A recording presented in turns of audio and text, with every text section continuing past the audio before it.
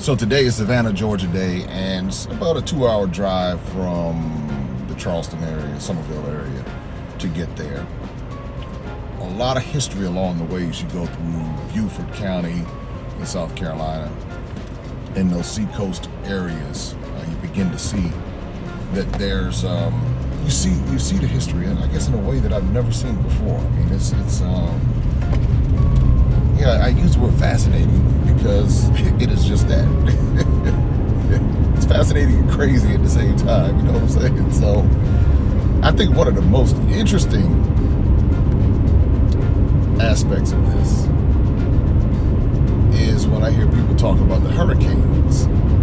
And I just want to break down a few thoughts on this because I've heard it for a long time when people say, you know, the ancestors are stirring up the waters and the hurricanes, and that's why every place they had the enslaved gets hit with these hurricanes. And so, and that sounds good, and it makes people feel good and empowered and black and all that other kind of stuff. But factually, it's just off, because when you begin to look at the history of the European slave trade, you see where, one, it didn't start 400 years ago in 1619. That's the recorded part in America. But then you had where the Portuguese went into West Africa in the late 1400s, early 1500s. And when you look at Elmina Dungeon and to see when it was built, and you begin to see when people were taken to Brazil, that predated 1619 by more than 100 years. So that's one aspect. Brazil, in that part of South America, they do not get hit with hurricanes. They might. I think they had one or two recorded ones that were like some sort of tropical thing that happened, and but they had the most amount of the enslaved. So why aren't they getting slammed with these hurricanes? Since every place supposedly gets hit with the hurricanes. So then, you know. So at that point, I said, all right, you know, this is turning into Negroidism right here, because you get misinformation on both sides. You got the history books that tell you some off-the-wall stuff, but then you got some black folks out here peddling some stuff too. That's why you got to go and see for yourself. Because if you don't go see for yourself, you start picking up these old Negro tales, and it's just as bad as the stuff that come out these colonizer history books. So, you know, just thinking about that, I said, wow, this is. Brazil isn't getting the hurricanes. South America not getting Suriname, Guyana, Venezuela. These places are not getting hit with the hurricanes the same way, let's say, the southeastern coast of the United States. All right, so that part of it. Then I started thinking to myself, with these hurricanes, you know, if the ancestors are so upset, you have hurricanes like Katrina and Hugo and all of this, and they're slamming the descendants and destroying the areas where the descendants are concentrated. Again, this stuff does not make sense when I hear it. So then the next thought is, okay, if the ancestors are so upset and they're stirring up these waters, so we got Brazil taken care of, you asked that question. So why aren't they slamming into Portugal, and to the UK, and to France, and to Spain, and into the Netherlands, and to those places that actually sponsor these atrocities? The next thought is that when you spend time in the jungles and forests in West Africa, and I'll say West Africa in particular, when you spend time there, what you begin to, because the same atrocities happened there. People were captured, they were murdered, they were left for dead, they were raped, they were abused. All of the same things that happened on the slave ships happened in the forests in many parts of Africa, and in particular West Africa. But when you spend time in those places, those are some of the most peaceful places that you would imagine.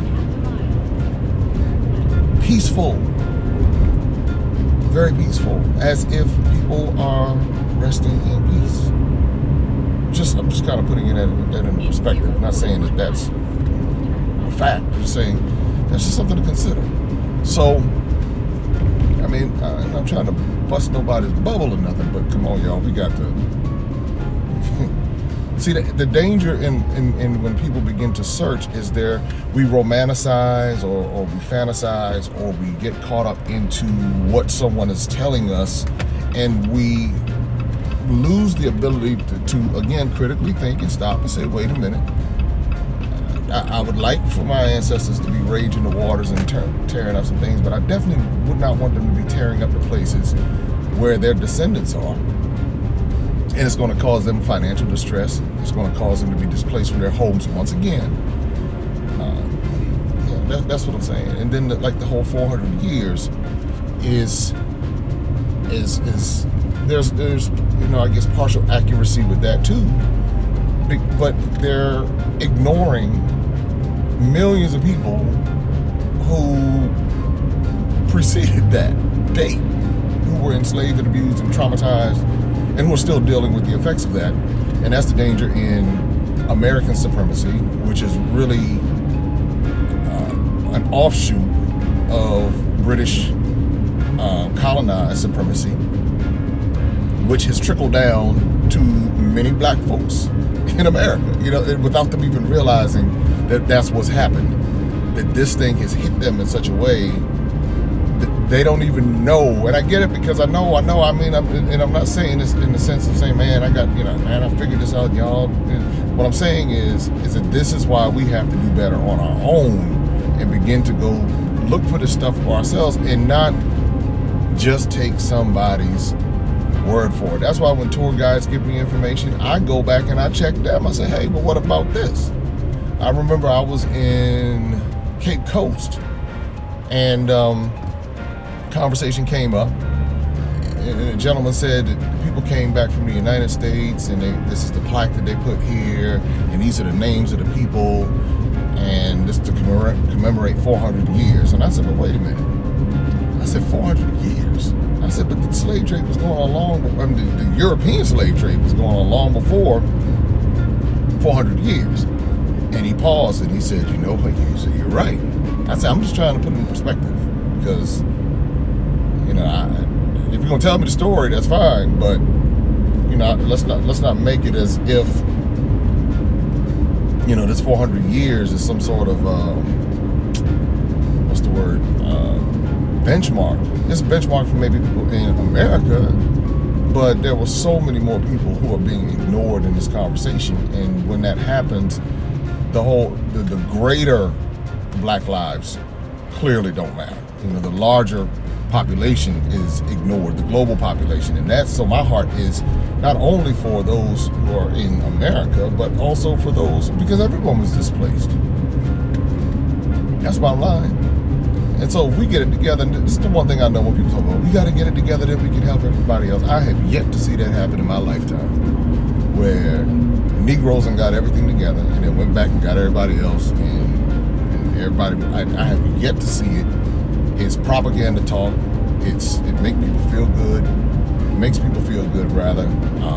Gives them emotional orgasms and stuff like that, black emotional orgasms, and making them feel some kind of way about this stuff. But the reality is that people can get theirs, and they're going to keep on moving and doing what they need to do as a whole. Of course, you get individuals who will step in there and do what they need to do, but as a whole,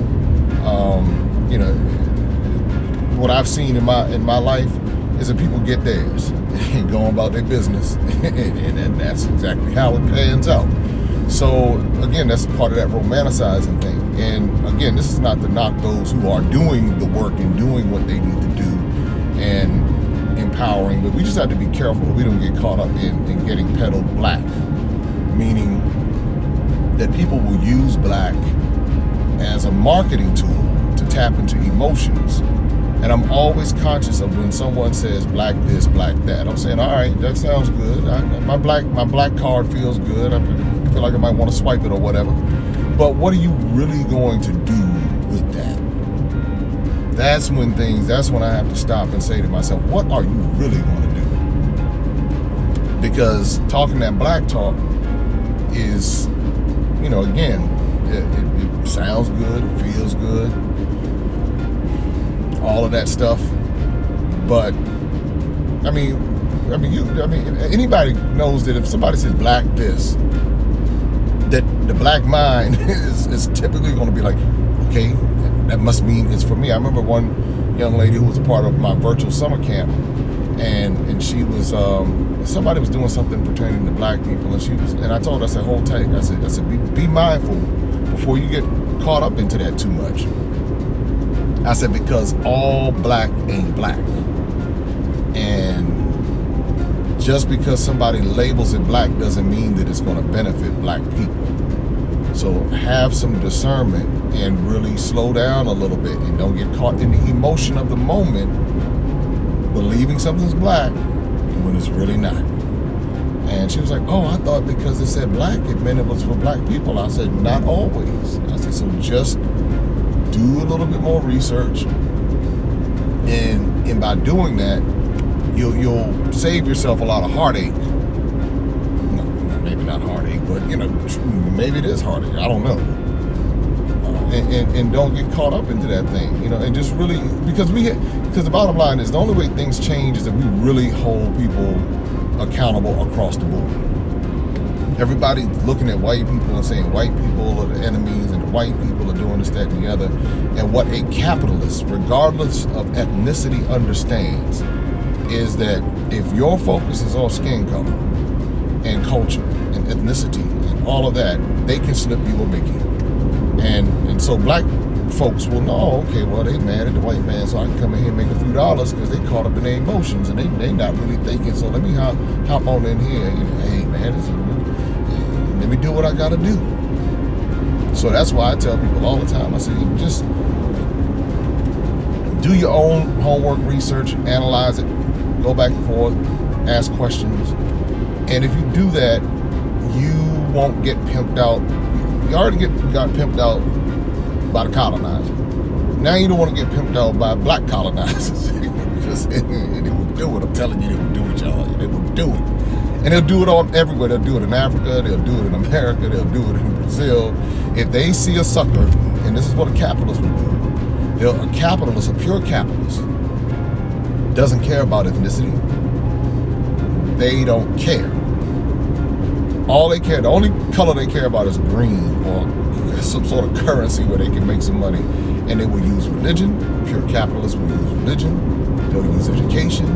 They'll use anything they can that gives them something that they can capitalize on. And once you know that, then they can't come to you, hey, my brother, man, we trying to, okay, well, you doing X, Y, Z, let me, all right, let me peep your game, let me see what you got going on, because, that sound good, that don't sound good, however, let me just make sure that you bout what you say you really bout, because, all skin folk ain't kinfolk, and so that's what really makes the African diaspora journey so tricky, because there's so many manipulations on both sides.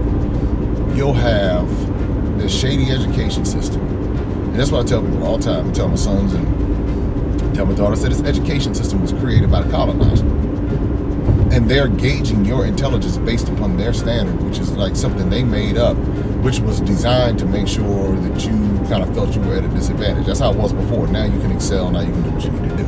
But if you listen to the conversation, the way the culture talks, if you don't excel in that particular education system, they will look at you as though you're dumb.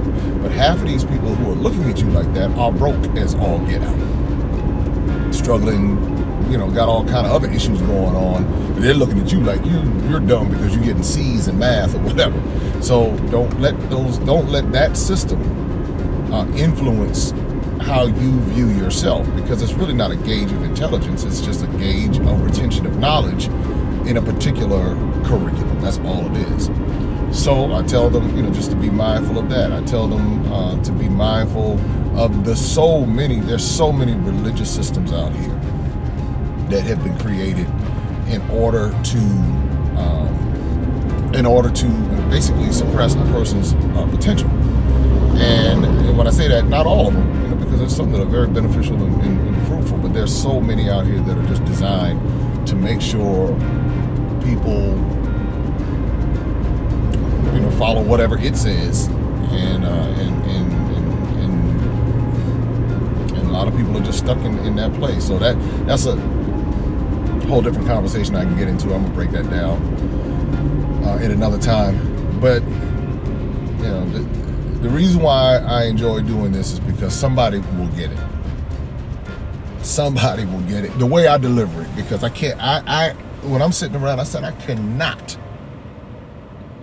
I can't sit back and say, oh well, it's no big deal, and we gotta, let's move on from there. Well, yeah, we can move on once we understand what's really going on. And that's the thing, people don't understand what's really going on. Oh, can't we all just get along? Can't we all just sit and pray and wouldn't in that and all this, that, and the other? But yeah, we can do that, but you got to change the system. You got to change this system of European supremacy if you really want to move forward. Because otherwise, you just want me to forget. You just want me to let it go and just fall in line and still do the same thing that I've been doing, or that my ancestors were doing for the past 500 and some odd years. That's what that means. That's really what that means. When people say that, they want you to just basically fall in line and do what's already been done all of this time. And it just doesn't work like that. And that's not anything that ever is going to be beneficial to someone long term. But again, because you lack, meaning culturally, the people who have this type of critical thought oftentimes don't have the platforms, and so you'll get these same types of people that they put up on stage or on the platforms that are supposed to represent black people, but they represent a segment of the population, and they project the same narrative over and over and over. The same narrative we've been hearing for the past 70 years in America. You keep, well, maybe longer than that now, that you keep hearing the same thing over, but then you have like some black folks in America that are just doing brilliant things. They're like, I don't know what you're talking about. We all don't have the same plight. Everybody's not dealing with the same thing. Everybody's not broke. Everybody's not sick. Everybody, that's the thing. Just like they tell us in Africa, everybody's sick, dying, poor. Same thing in America. Everybody's not sick, dying, poor. You got filthy rich black people in America who's holding it down, doing a whole lot of big things, even for the community. They have not sold out and gone uppity and all of that kind of stuff. They haven't done that. These people are out here really working hard, and they're not peddling the same Negro type stuff that we get peddled. They're not doing it. They're not peddling. They're presenting something that is solid and legit, and they're working hard. But again, the platforms aren't there,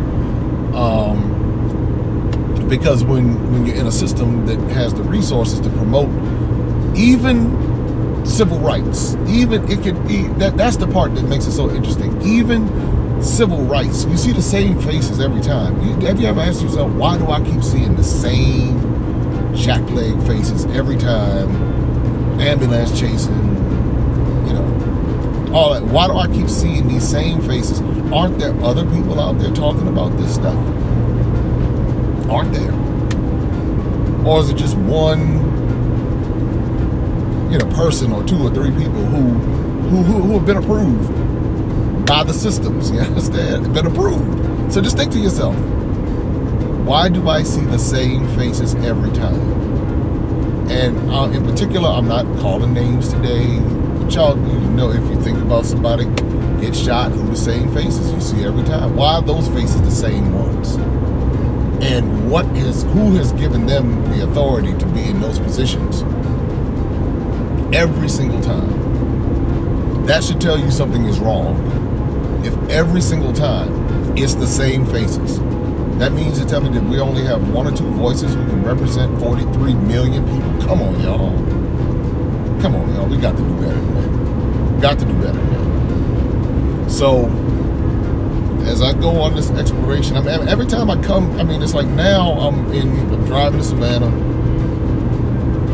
and I'm able to see, I don't know, I've driven this road before, but I've never driven this road with this set of eyes. And it's like a, what's the word?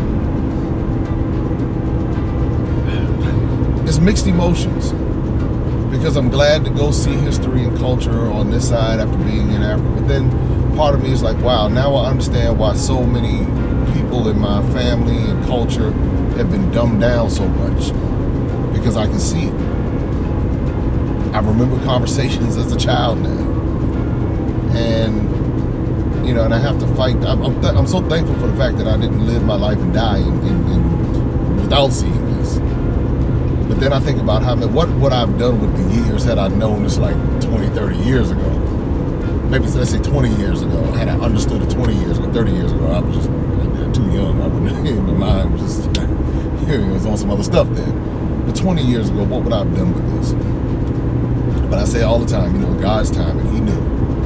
And so I go with it, you know, as it comes. And you go with it, and you take the information and you share it. So, but anyway, I know that was kind of on the heavy side. I'm definitely excited to see what Savannah. Now, I've been to Savannah before, and Savannah's a very charming city. It's different from Charleston. You know, they're both very charming cities, built using the labor and the blood, sweat, and tears of my ancestors. But now, what I hope to do is for the next generation that they understand they descend from greatness on two continents, and that we cannot allow mediocrity to be the mindset, and that we allow it to be the standard. That's the deal. You have the mindset, mediocrity. And I'm looking for those people, regardless of age, who understand that mediocrity cannot be the standard. And that's in anywhere I travel in Africa, as well as anywhere I travel, any African diaspora destination. Wherever I go, Brazil, y'all can tell I really enjoyed Brazil, Salvador in particular, Salvador, in the state of Bahia. Wonderful place, you must go there. But in the United States, and there are people who are ready to rise above that. And it's tough because a lot of people aren't. A lot of people want to be that thing.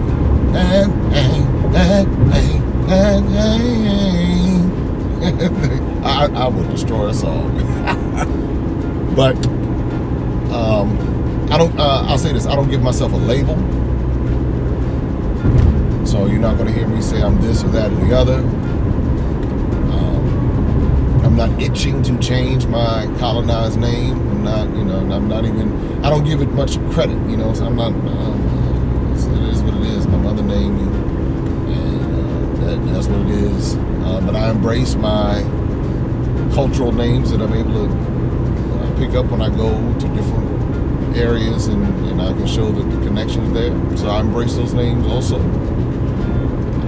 I recognize that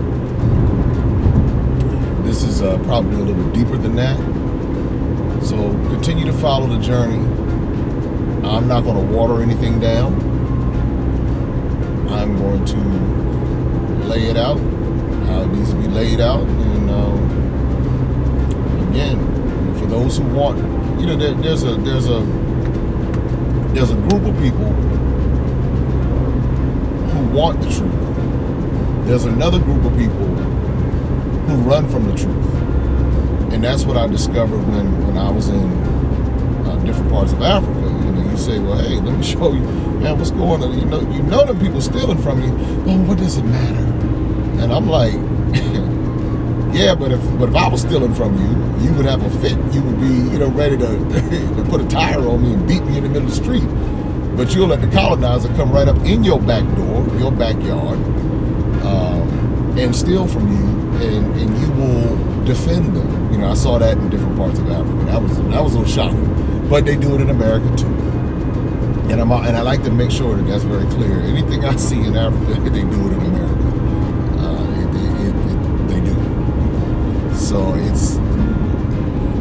but there's another group of people who are saying, no, I'm glad somebody's finally rising up and saying something too, and we need more voices that's going to speak up, that's going to say something, and it's going to challenge what this nonsense is. We're going to challenge it, we're going to stand up to it, we're going to do what we need to do.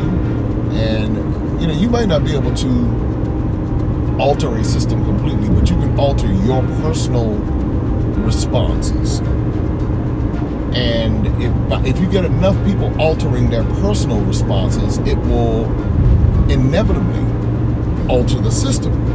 What we try to do is change a system with figureheads and point people and all of that, instead of saying, let's have a cultural awakening. Let's create a system that people can follow individually. So they can look and say, well, I'm not going to take out student loans. I'm not going to do that. If you get enough people stop turning down student loans, then the student loan industry will have to change. But if you're trying to get somebody to go in and change the legislation and do that, now you can do that simultaneously. But just all you got to do is change the culture and make it, like just the same way they shame people into getting student loans, shame them out of it. So it's like, that's how you. And so you get enough people saying, no, that's all right. Or make it in vogue to be debt-free, student loan debt-free. Well, that's going to impact. That's going to impact the way that the student loan industry is, and that's any industry. If we're making wiser decisions, we're not going to certain banks. We're learning how to pool our money together and buy properties without the banks and the predatory lending and the high interest rate loans and all of that. We start working together as families and staying, and instead of running out the house and paying rent all over town, then we collectively stay within one residence and allow each person to build up their resources, and then they branch out and go and do other things. When that happens as a culture, then the banks have to modify. The interest rates will come down. So now you have more leverage. But instead, you have people who are just, lusting after whatever, or somebody told them, hey, you need to go on out there and figure it out for yourself. They get a bad loan. They got bad student loans coupled with bad predatory loans, and now they're stuck for 10 years, 20 years trying to figure it out. When the reality is, had they just been patient and given themselves time to mature a little bit, been patient along the way, that could have made all of the difference in giving them a stronger foundation. That's what I'm saying culturally. That's not something that's going to come from government authorities. It's not, banks are not going to get out there and say, hey guys, come on and save your money. They're not going to do that. That's something that we have to do and have conversations within all of these religious organizations and schools and churches and everything else. And when we do that, just like when the people come from overseas, or when they come from up through Mexico and into America, and they all pool together and live together, and we say, oh no, we're not doing that, but then they start owning all the businesses, and then here we are once again missing out. So anyway, see these little back roads like what I'm on right now, I'm headed to Walterboro and then to Savannah. What you don't do is drive through here fast. And you said 35 miles an hour, you don't drive through here fast. You take your time, young man. You take your time and cruise through here and enjoy all of the colonized sites and go through here and wait till you get to the highway, and then you can giddy up a little bit down the road. But that's one lesson when you drive in South Carolina. Do not speed through these little towns, because they got these little Confederate cops back up in here waiting to get you, and on some petty stuff. So you just drive through real slow and make sure you're mindful of it. It takes a little bit longer, but hey, arrive alive. I think that's what they say. arrive alive. All right, so that's all I got for right now.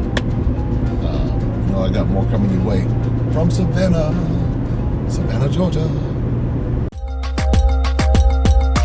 Open up your eyes and see all the fun and mystery. Take an African adventure with Darren and Destiny. From the mountains to the shore, so many things to explore. Take an African adventure with Darren and Destiny. The Adventures of Darren and Destiny. And Darren and Destiny are twin brother and sister, and you go on their adventures throughout the African diaspora, meaning so African diaspora destinations, primarily focused in Africa, but we go to South America, we're going to go to the Caribbean.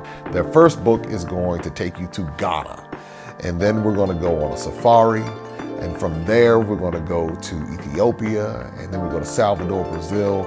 And what the goal is to be able to inspire curiosity in the continent of Africa, in our children from a very young age, and to really tell a more accurate story. Most of our children are exposed to negative images, late night infomercials about how bad things are, everybody's sick, everybody's poor, everyone's uneducated, but that's simply not true. So what Darren and Destiny and their family do is they go to different African destinations. They are learning about these different places. You're beginning to see positive images, but still telling the truth. I mean, that's the important thing, to tell the truth about some of the things that have occurred. But it's all done on our children's level so they begin to understand it. And it begins to pique their curiosity. They begin to learn more. And hopefully one day they will want to explore and visit the continent of Africa and its many countries. There's just so much that Darren and Destiny are able to do, and as they're doing it, it's like they begin to open the minds of a new generation, and they don't get bombarded and indoctrinated with negativity. They're actually able to see positivity and inspiring images and messages about the African diaspora, as well as those who are still indigenous to the continent of Africa, and they begin to learn more and just see things differently. So I'm excited about introducing the Adventures of Darren and Destiny.